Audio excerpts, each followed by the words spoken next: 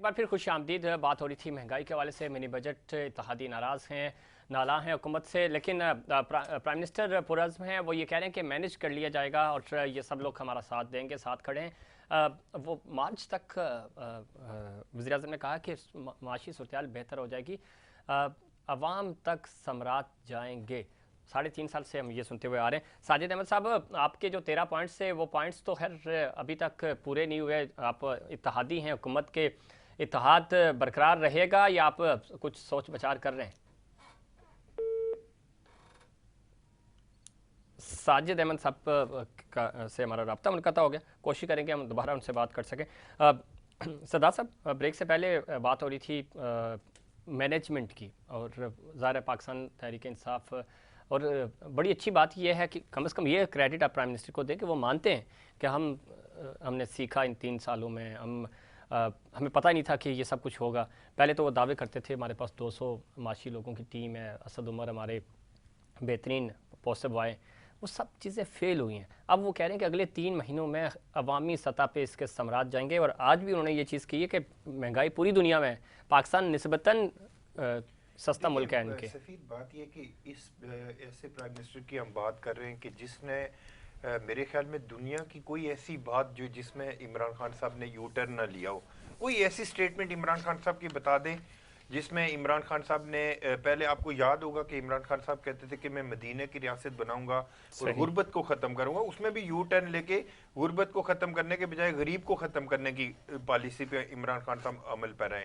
मैं समझता हूँ कि इमरान खान जैसे आदमी से ये तवक्को करना कि वो पाकिस्तान के अंदर कोई हालात बेहतरी की तरफ ला सकते हैं, मेरा नहीं ख्याल कि ये लेके आ सकेंगे। और ना ये ला सकते हैं, ना इनके अंदर इतनी कैपेसिटी है। सवाए झूठ बोलने के, सवाए दूसरे को बुरा भला कहने पे, आज इमरान खान की जितनी एटीएम्स हैं पूरे पाकिस्तान के अंदर वो सारी अय्याशियाँ कर रही हैं। आज एक आपको याद होगा कि एक वुज़रा का एक क्लिप भी चला है पाकिस्तान की मीडिया पे जिसमें वो कह रहे हैं कि हमें भी पाकिस्तान का फ्यूचर बहुत ख़तरनाक नज़र आ रहा है, हम भी अपने बच्चों को कहते हैं कि वो यहाँ से अपने असासे बेच के किसी और मुल्क के अंदर चले जाएं। तो मैं समझ रहा हूँ कि जिस मुल्क का प्राइम मिनिस्टर और उनकी एटीएम्स की ये पोजीशन हो कि वो पाकिस्तान छोड़ने का प्रोग्राम बना रहे हो, तो वहाँ पे आम लोगों का तो मेरे ख्याल में जीना इतना मुश्किल है कि पाकिस्तान के अंदर जो सफ़ेद पोश तबका है वो जिस तरह ज़िंदगी बसर कर रहा है, जो जिस तरह महंगाई हुई है और जो मिनी बजट ये लेके आए, मैं नहीं समझ रहा हूँ कि अगर जो इनकी इत्तेहादी जमातें हैं, चाहे MQM है, GDA है या काफ लीग है या जो भी जो जनूबी पंजाब का जो इत्तेहाद था, ये सारे लोग पता नहीं क्यों इमरान खान के जराइम को साथ रख के आगे वाले इलेक्शन में जाना चाह रहे हैं, क्योंकि इनकी भी बेचारों की अपनी अपनी मजबूरियां हैं। ये ज़ाहिर नहीं आ सकते क्योंकि ये क्या मजबूरी है इनकी सर? ज़ाहिर है ये किसी हमारे जो इदारे हैं उनके प्रेशर की वजह से ये आज उनके साथ हैं। वरना जो कराची में जो 2018 में जो इलेक्शन हुआ था, तो उसके बाद MQM की सारी स्टेटमेंट सुन लें। MQM ने कहा था कि हमारे मैंडेट को चोरी किया गया है। जिस जमात ने उनके मैंडेट को चोरी किया बकौल MQM के, उसी के ये इत्तेहादी बन गए। तो वो फिर किसके कहने पे बने, ये फिर इनसे सवाल बनता है। तो मेरा ख्याल यह है कि पाकिस्तान के अंदर हालात बदतरीन होते जा रहे हैं। जो IMF के नीचे इमरान खान ने अपने मुल्क को दे दिया है, और हमारा जो स्टेट बैंक था उसके अंदर भी आप देख लें कि IMF के किसी ऑर्डर के बगैर हम स्टेट बैंक को किसी तरह से हम यूटिलाइज नहीं कर सकते।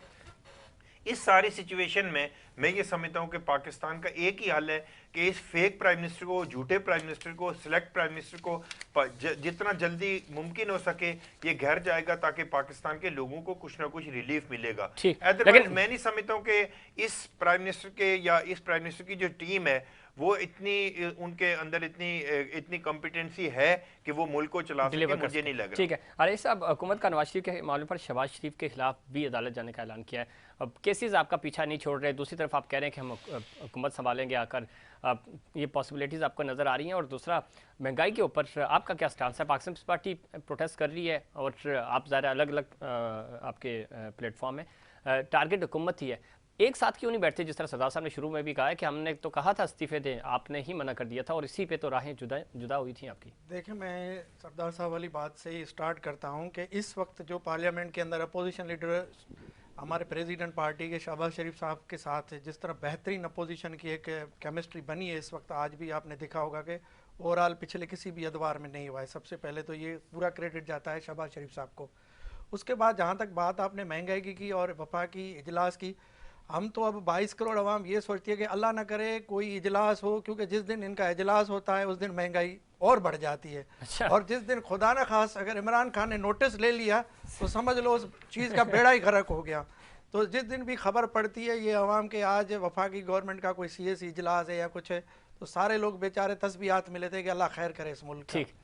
तो उसके बाद जहाँ तक बात की आपने केसेस की बात की, केसेस में कोई दम नहीं है। अच्छा। और हमें पूरी ऑनरेबल कोर्ट से उम्मीद है कि ये सारे केसेस नल एंड वाइड हो जाएंगे। मैंने पहले ही जिस तरह बताया कि अब तो दीवार पे आवीज़ा हो गया है कि ये पूरी एक साजिश थी, पूरी फिल्म बंदी थी जिसके अंदर जो तो जिस का मियां रोल साहब है क्यों वो नहीं आ रहे? सामने अगर साजिश ही है, इसमें जान नहीं है, तो आए, उनको बोलें आ जाएं। मियाँ साहब इंशाल्लाह जल्दी आएंगे और उन्होंने खुद भी खिताब करके बता दिया है पूरी आवाम को, और पूरी आवाम इंशाल्लाह वालिहाना इस्तकबाल होगा। ऐसा इस्तकबाल तारीख के अंदर नहीं हुआ होगा जिस तरह मियाँ साहब का होगा, और इंशाल्लाह मियाँ साहब जल्द आएंगे। अच्छा, जैसे जल्द उनकी सेहत ठीक होगी ठीक है। वो पहुँच उस्मा जाएंगे। करदार साहब, आप कह रहे हैं, हुकूमत कह रही है, प्राइम मिनिस्टर कह रहे हैं कि महंगाई ख़त्म हो जाएगी, मार्च में चीज़ें जो हैं वो कंट्रोल हो जाएंगी। अपोजिशन जमातें कह रही हैं मजाक है। हम तो अब दुआ करते हैं कि इमरान खान कोई इजलास तलब ना करें, नोटिस ना लें, क्योंकि जब नोटिस लेते हैं तो उसी दिन कीमतों में इजाफा हो जाता है। ये 35 साल क्या करते रहे? इन्होंने अवाम को दिया क्या है? अगर इन्होंने कुछ दिया होता तो इमरान खान का तो वजूद ही ना होता। क्यों लोग इमरान खान को लेके आए थे? इसलिए क्योंकि इन्होंने इस्तेहसाल किया लोगों का, इन्होंने लोगों को उनके बुनियादी हकूक से महरूम रखा, इसीलिए इत्तेमाद का वोट जो है वो इमरान खान। अब इमरान खान जो है वो 3.5 साल उनको आए हुए हुए, आप जो 35 साल का बिगाड़ आप समझते हैं कि 3.5 साल में सारा ठीक हो जाए, सारी रिवर्सल हो जाए? महंगाई की ठीक है, हमें भी इदराक है महंगाई है, क्योंकि हम एक इनके जो गलत पॉलिसीज और गलत सिस्टम्स हैं उनको भुगत रहे हैं। लेकिन अगर 5 चीजों की कीमत ऊपर जाती है तो 5 चीजों की कीमत नीचे भी आती है। आप ब्यूरो ऑफ स्टैटिस्टिक्स की अभी पिछले हफ्ते की रिपोर्ट अगर देखें, एलपीजी के सिलेंडर्स जो हैं वो सस्ते हुए हैं, आटा सस्ता हुआ है, टमाटर सस्ती हुए हैं, और इस तरह की कई और चीजें भी सस्ती हुई हैं। तो अब थोड़ा सा वन साइडेड बात करने के जी महंगाई, हम पूरी कोशिश कर रहे हैं कि जो ये माफिया छोड़ के गए हैं, ये जो जखीरा अंदोजी करते हैं लोग, उनको हम किसी तरीके से काबू में करें। क्योंकि जिधर देखो जो है, अब आप मुझे ये बताएं, बेहिसी का आलम आपने मरी में देख लिया था कि वो बेचारे फैमिलीज गई है कमरा लेने, तो जो 5,000 का कमरा है वो कह रहे जी हमें 50,000 दे। तो ये तो हमारी बेहिसी का आलम है ना। हाँ, लेकिन उस्मा साहिबा, आपकी सादगी के अलावा हम बात नहीं करते हैं। अरे सुनिएगा, ये सारा कल्चर हमें चेंज करना पड़ेगा। हमें जो है अपने दिल में अच्छा उस्मा करदार साहिबा मुझे ये बताएं, सिखा के गए थे मरी किसके अंडर आता है? देखिए मैं बात कर रही हूँ, ये जो सिविलियंस जिनके होटल थे, कमरे थे, उन्होंने ऐसे लोगों को निकाला है पैसे की भाई। वजह कमिश्नर से। आपके अंडर आते हैं ना, कमिश्नर आपके हैं, उनका काम है इन चीजों को चेक एंड बैलेंस करना। आप देखें, इंतजामिया का काम है उनको चेक करना, तो आप इंतजामी तौर पे तो फेल हुए ना। आप इखलाकियात वाली जो बात कर रहे हैं वो ठीक है, हमारे माशरा में हम बदकिस्मत कौम हैं। रमज़ान आए तो हम चीज़ें महंगी कर देते हैं, ईद पे चीज़ें महंगी कर देते हैं, ईद कुर्बान पे हम चीज़ें महंगी कर देते हैं, लेकिन उसको कंट्रोल करना तो आपकी जिम्मेदारी है, क्योंकि आपकी हुकूमत है वहाँ। नहीं, लेकिन ये रवैया जो है एक क्राइसिस सिचुएशन में हुआ। ये नॉर्मल हालात में तो रवैया नहीं था उनका। नहीं, नॉर्मल भी होता है मरी में, आप जब जाएं आपको यही चीजें मिलती हैं। सख्त एक्शन लेनी चाहिए इन लोगों के खिलाफ कौन लेगा एक्शन? लावारिस रहने दिया और मजबूर होके लोग गाड़ियों में जाके जिनको रात गुजारनी पड़ी, और इतनी महंगी उनको पेट्रोल बेचा, इतनी महंगी उनको खाने पीने की चीजें बेची।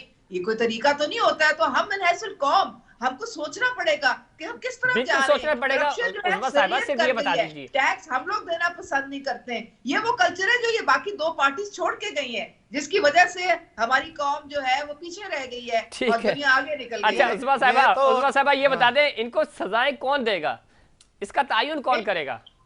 नहीं, इनको बिल्कुल सजाएं देने के लिए मेरे ख्याल में एक पूरी कमेटी बना दी गई है जो इन्वेस्टिगेशन कर रही है, वजूहात पे भी कर रही है। और इस वक्त सारे होटल मरी के जो है वो बंद कर दिए गए हैं, वो इस वक्त सील कर दिए गए हैं। और उनकी सारों की इन्वेस्टिगेशन भी होएगी और अकाउंटेबिलिटी भी होएगी। ठीक है, लेकिन ये पहले हो जानी चाहिए थी जी सरदार। अच्छा, आप रिस्पॉन्ड कर लें। मैं सिर्फ इतनी बात करूंगा, ये कह रहे हैं कि महंगाई नहीं हुई और 5 चीजें कम भी हुई है। मैडम कोई 5 गिनवा दिया उन्होंने, आटा चीनी उन्होंने गिनवा दी। आटा इस वक्त महंगा हुआ है। और दूसरी बात मिनी बजट आटा सस्ता हुआ है। आटा सस्ता हो गया। स्टैटिस्टिक्स के जाके आप फिगर्स देखें, इस वक्त भी आटा 80 रुपए से किलो नहीं मिल रहा है यहाँ पे, हालत ये है। और सबसे बड़ी बात, मिनी बजट में आपने 70 अरब रुपए दवाइयों पे लगवाए हैं। पीपी वालों की हुकूमत है ना, इनकी वजह से महंगा हो गया। नहीं देखे, प्राइस कंट्रोल इनका काम है, जिस तरह आपने नहीं, सूबाई सतह पे इनका काम है ना, प्राइस कंट्रोल इनका काम है, प्राइस को कंट्रोल करवाना इनका काम है। लेकिन इनका भी प्राइस को कमिश्नर करेगा ना, कमिश्नर तो सिंध में इनके लोकल डोमेस्टिक इश्यूज हैं यहाँ के गवर्नेंस के, उस पे हम आते हैं। लेकिन जहां तक बात रही कि बजट की, मिनी बजट की 343 अरब रुपए इन्होंने बजट लगाया, जो कि कह रहे हैं कि खाने पीने के शय पे नहीं है। दवाइयों पे 70 अरब आपने लगाए हैं, उसके बाद आपने अंडों पे और मिर्ची तक आपने नहीं छोड़ी, उस पे भी आपने टैक्स लगा दिया है।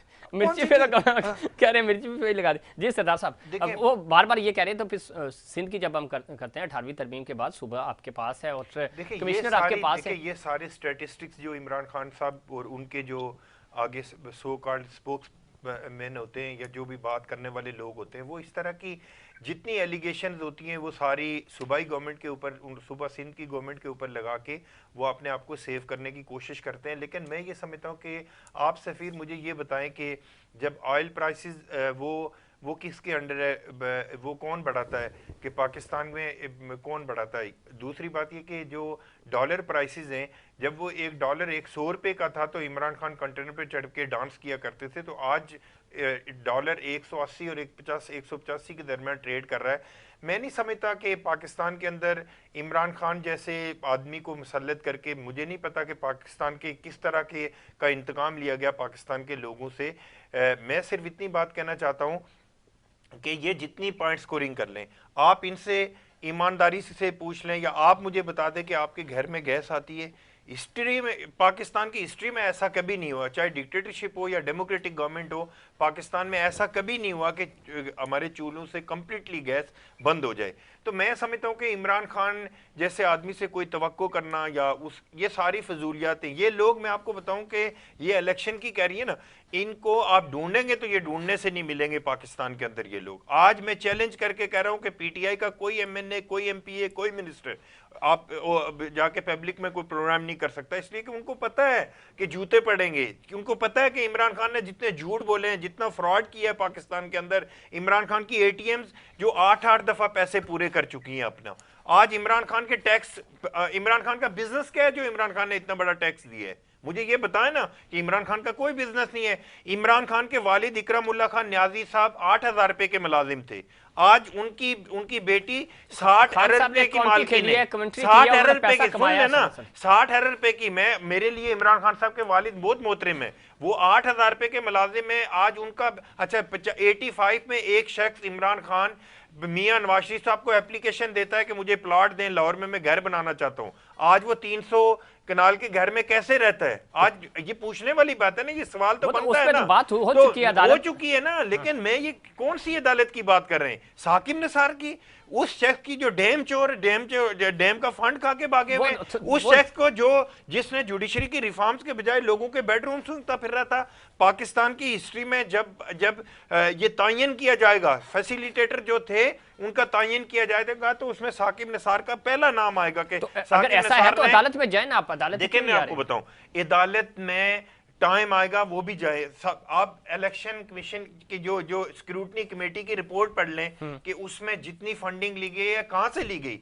इंडियन कंपनी से फंडिंग ली गई है। आप देख लेना, स्क्रूटनी की रिपोर्ट पढ़ लें कि वो कौन सी कंपनी है जिसने इमरान खान को फंड किया है। मैं समझ रहा हूं कि जितने हमारे कोर इश्यूज थे उनको रिजॉल्व करवाने के लिए एक साजिश के तहत इमरान खान को पाकिस्तान के ऊपर मुसल्लत किया। जिस तरह कश्मीर को तकसीम किया गया, जिस तरह सर्की के ऊपर बात की गई, आपको याद होगा कि ये वो प्राइम मिनिस्टर है जो हिंदुस्तान के प्राइम मिनिस्टर के लिए दुआ करता था कि मोदी आएगा तो मसला कश्मीर हल होगा। फिर आपको याद होगा कि लंदन का मेयर जो सादिक भाई पाकिस्तानी वहां पे इलेक्शन लड़ रहा था, तो ये वहां पे योधियों का वो इलेक्शन कैंपेन चला रहा था। ये सारी चीजें हैं। मैं आपको बता रहा हूं कि ये इंटरनेशनल एक नेक्सस था जिसमें हमारे इदारों ने भी अपना रोल अदा किया है। आज मुझे सिर्फ आप मुझे बताएं ना कि आज इमरान खान 27 अक्टूबर की तकरीर के बाद कौन सा रोल अदा कर रहे हैं कश्मीर के हवाले से? कश्मीर को तकसीम कर दिया इमरान खान ने। के अलावा नून लीग और पाकिस्तान पीपल्स पार्टी ने क्या कंट्रीब्यूट किया कश्मीर पे? इंटरनेशनल एजेंडा था, उसके मुताबिक इमरान खान को पाकिस्तान के ऊपर मुसल्लत किया गया। और उसके बाद जितने हमारे कोर इश्यूज हैं, और मैं समझ रहा हूं कि पाकिस्तान की तबाही में ये लोग, जब इमरान खान का नाम लिखा जाएगा तो उनके जितने फैसिलिटेटर हैं उनका नाम भी लिखा जाएगा। सरदार जाकिर साहब तो बड़े चार्ज होके आए हैं, वो ये कह रहे हैं कि तमाम तर जिम्मेदारियां और जो मसाइल है उनकी जड़ इमरान खान साहब हैं और उनकी वजह से ये सब कुछ हुआ, वो एक साजिश का हिस्सा थे, तारीख ये चीज़ लिखेगी। किस तरह रिस्पॉन्ड करेंगे? देखिए, मैं तो आपके जो मेहमान हैं उसकी मालूमात इतनी नाकस है कि मैं शर्मिंदगी से मेरा सर ही झुक जाता है। साकिब निसार ने कौन सा केस लड़ा था? पहला केस किसने लड़ा था? इनसे पूछे कौन थे उस वक्त चीफ जस्टिस? साकिब निसार ने इमरान खान जैसे कमाश के आदमी को सादिक और अमीन का सर्टिफिकेट दिया था। हाँ, आपकी मालूमात आपको इस चीज पे शर्म से सर नहीं झुकता कि किस शख्स ने दिया था? आप कैसी बात कर रही हैं? आपको पता खुद नहीं होता और आप खुद कह रही हैं कि जी मालूमात का फैसला नहीं है। मैं इसको बिल्कुल ही आसान अल्फाज में उनका पॉइंट आने दें। उन्होंने सुना आपको, उन्होंने सुनी आपकी बात, सुने जी उस्मा साहिबा। हिम्मत हौसला बढ़ाएं ताकि आप हमारी बात सुनने के लिए कोई आपके पास मालूमात नहीं है, आपके पास मालूमात नहीं है। अच्छा, उनको सुन तो ले, सरदार साहब सुन ले। जी उसकी पूरी मनी ट्रेल जो है वो 40 साल की मनी ट्रेल जो थी प्राइम मिनिस्टर इमरान खान ने अदालत को दी थी, जिसके बाद उनको सादिक और सिर्फ वॉल्यूम 8 जो है ना इलेक्शन कमीशन को कहे वो ऑन करवा दे बस। एहसासें जितने भी हैं वो तमाम वेबसाइट पे हैं और वो ओपन है, कोई भी उनको जाके देख सकता है, पढ़ सकता है। देखिए, बात सारी ये है कि जो फेक अकाउंट्स हैं और जो मनी लॉन्ड्रिंग है अरबों रुपए की, और जो ये कभी फालूदे वाला, कभी कौन सा ये जो इस तरह के जो जाली अकाउंट्स हैं, ये खासा किसका था? ये अब सारी चीजें जो है खुल के सामने आ गई हैं। और ये जो नैब रेफरेंसेस है इसमें उस्मा करदार साहब एक पॉइंट और जवाब देना, हवाला दे। मुस्लिम लीग नून के भाई हमारे ये कह रहे हैं कि वॉल्यूम 8 भी ओपन कर देना, वॉल्यूम 8 भी बता दें ताकि लोगों को पता चल जाए कि आपने ये कौम का पैसा क्यों लूट के आप बाहर लेके गए हैं। ये वो पैसा है जो कौम की फलाह पे बूथ पे यहाँ पे लगना चाहिए था। सिलाई मशीन से एलिमा बाजी की सिलाई मशीन से 60,000 रुपए कैसे बन गए? एलिमा खान की सिलाई मशीन से 60,000 रुपए की अमाउंट कैसे बन गई है? एलिमा खान का वालिद इकरामुल्लाह खान न्याजी साहब तो 8,000 रुपए के मुलाजिम थे। इमरान खान के वालिद तो 8,000 रुपए के मुलाजिम थे। आप मुझे सिर्फ ये बात बता दें कि 60 बिलियन की कैसे मालकिन बनी है? अकेली गई है और उनको जुर्माना लगा गया है। उन्होंने वो तो कह रही है उनको सजा हुई है इस बात पे, सरदार साहब उनको सजा हो गई है, अदालत ने उनका बरी कर दिया। बिल्कुल उसी जज ने साकिब निसार ने इनको फैसिलिटेट किया जो इस पूरी गेम का हिस्सा थे, जो इमरान खान को पाकिस्तान के ऊपर मुसल्लत करने में हिस्सा थे। ये तो आप इल्जाम लगा रहे हैं ना, साबित तो नहीं है ना सर। तो अदालत में जाए सरदार साहब, अदालत आप खुद वकील है माशाल्लाह, अदालत में लेके जाए इस केस को। पाकिस्तान की अदालतें कितनी आजाद है वो आपको भी पता है, वो मुझे भी पता है, ठीक है ना। हमारी अदालतें दुनिया की 100 इंसाफ देने में 120वें नंबर पे हैं, जबकि अपनी जो सहूलियात और उनको अपनी जितनी फैसिलिटीज हैं वो लेने के लिए दुनिया की 6ठे नंबर पे हैं। तो आपको भी पता है कि हमारी अदालतों का क्या हाल है। तो अगर हमारी अदालतें हमारी अदालतें सही होती तो इमरान खान जैसा शख्स जेल में होता। इमरान खान के जितने ATM है, चीनी चोर, आटा चोर, गंदम चोर, ये सारे जितने चोर हैं वे सारे प्राइम मिनिस्टर कह चुके हैं इनके खिलाफ। जी देखें, बात ये उस्मा जी कि आप कह रहे हैं कि उन्होंने सारी मनी ट्रेल दे दी है। अब मुझे बताएं, जब अगर मनी ट्रेल उन्होंने देनी है तो वॉल्यूम 10 क्यों नहीं ओपन करते हैं पब्लिक के लिए? उसमें जो वॉल्यूम 8 क्यों नहीं वो पब्लिक करते? क्यों वो वहाँ पे उन्होंने होल्ड लिया हुआ है, स्टे लिया हुआ है, तो इसको ओपन ना करें अगर उसमें कोई ऐसी गलत बात नहीं है, क्योंकि वहाँ पे है। आप भी इस पे रिस्पॉन्ड करें। उस्मा करदार साहब, फॉरेन फंडिंग केस में वॉल्यूम 8 को फिर पब्लिक किया जाए, ओपन किया जाए, इस पे क्यों बात नहीं होती अगर इतने ही सादिक और अमीन है तो? देखिए जी, हम तो ये कह रहे हैं कि हमने 40,000 नाम दिए और उनके डोनर्स के हमने पूरी उनका डेटा दिया, उनकी ऑडिटिंग का प्रूफ इनको दिया। ये हम सिर्फ ये कह रहे हैं कि भाई अगर हमारी आप ये फंडिंग केस की तफ्तीश करें तो फिर बाकी 2 पार्टीज की भी करें। एक के 9 अकाउंट्स थे, उसमें से सिर्फ 2 उन्होंने डिस्क्लोज किए, बाकी सारे खुफिया हैं। एक के 11 है, सिर्फ 3 डिस्क्लोज किए, बाकी सारे खुफिया है। ये तो कोई वन साइडेड चीज तो नहीं होती ना। फिर सारी पार्टीज के आप ये फॉरेन फंडिंग के जो केसेस हैं उनको खोलें और उनको ट्राई करें। हमने तो अपना, हमारा तो वहाँ पे आप यूके की और अमेरिका की वेबसाइट पे जाएं, उनका वहाँ पे बड़ा आपके सर 16 अकाउंट्स आपके हैं, 16 फॉरेन फंडिंग के अकाउंट्स वो कह रहे हैं आपके भी है ना। हम इसको वेलकम करते हैं। जो स्क्रूटनी कमेटी बनेगी, जो रिपोर्ट आएगी, आपको काबिल कबूल होगी, हम काबिल कबूल उसको तसव्वुर करेंगे। हमने हिंदुस्तान की किसी कंपनी से फंड नहीं लिया, हमने हिंदुस्तान के प्राइम मिनिस्टर के लिए दुआएं नहीं की कि मोदी जीतेगा। हमने सुन लेना, मैं कहना नहीं चाह रहा था, लिस्टें किसने दी थी? सुन लेना, इंडिया वालों को लिस्टें किसने दी थी? लिस्टें किसने दी थी? ये प्रोपेगेंडे, मेरे भाई ये प्रोपेगेंडे पाकिस्तान पीपल्स पार्टी के खिलाफ होते रहे, और जिन लोगों ने प्रोपेगेंडे किए उन्होंने माफिया भी मांगी है। ये आपको याद होगा कि मुस्लिम लीग नून के हमारे दोस्त बैठे हुए, एक इनके सैफुर रहमान साहब थे जो इंसाफ किया करते थे, बाद में आसिफ अली जरदारी साहब के पांव में बैठ के उन्होंने माफी मांगी है। ये हिस्ट्री है या नहीं है? लेकिन हम ये समझते हैं, हमने सादिक खान के अगेंस्ट में किसी जैक गोल्डस्मिथ की मुहिम नहीं चलाई थी। ये सारी चीजें साबित होंगी कि इमरान खान फॉरेन फंडिंग जो जितनी आई है इमरान खान की, वो पाकिस्तान के दुश्मनों ने की है फंडिंग। ठीक है, वो केस है, आप इलेक्शन कमीशन उस पर फैसला करेगा, इलेक्शन कमीशन उस पर फैसला करेगा, इलेक्शन कमीशन फैसला करेगा, होगी ना, रिपोर्ट होगी, उन्होंने दे भी दी, उस पर फैसला आएगा ना, इलेक्शन कमीशन फैसला करेगा ना। पढ़ लें कि इंडियन कंपनी की फंडिंग है या नहीं है, आप रिपोर्ट पढ़ लें। इलेक्शन कमीशन इस पे फैसला करेगा ना, उन्होंने दे दिए जो सबूत है इनके पास, फैसला करेगा। लेकिन ये क्यों स्टे लेके बैठे हुए हैं? नहीं, वो स्टे तो अब खत्म हो गया ना, स्टे पहले था, रिपोर्ट पब्लिक हो गई, इनका स्टे कार्यान्वयन साबित नहीं हुआ। क्यों लिया हुआ था? पूछता हूं मैं इनसे, इन्होंने स्टे क्यों लिया था? इथिकली नहीं लेना चाहिए था, इथिकली नहीं लेना चाहिए था स्टे, इनको पब्लिक करनी चाहिए थी जी।